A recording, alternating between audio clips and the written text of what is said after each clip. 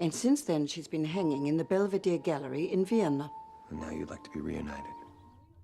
Marija Altman go најмува Рандол Шонберг, семеен пријател, да покрене постапка против австриската влада за враќање на сликата. Make you a rich woman, I'm sure. Do you think that's what this is about? No, I have to do what I can to keep these memories alive. Режисерот Сајмон Куртис ја испреплетува историјата на Алтман во современа судска драма. They destroyed my family. They killed my friends. And they forced me to abandon the people and the places that I loved. I won't let them humiliate me again. Преку темата на потекло на уметноста, Куртис се осврнува на многу поголемото прашање на употребата на жртвите за правда, дури децении подоцна.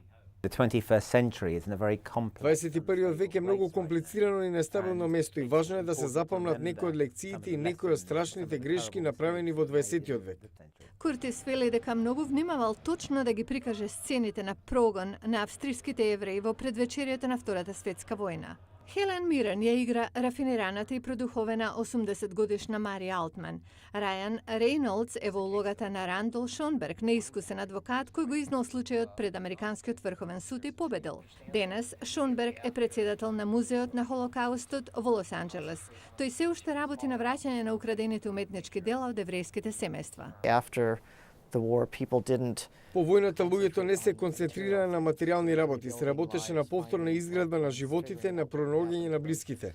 Требаше време тие прашања да изгубат во приоритет и во фокусот да дојдат неколку работи кои се уште може да се повратат и тука спаѓаат уметничките дела. Денес жената во злато е изложена во Њујоршка галерија.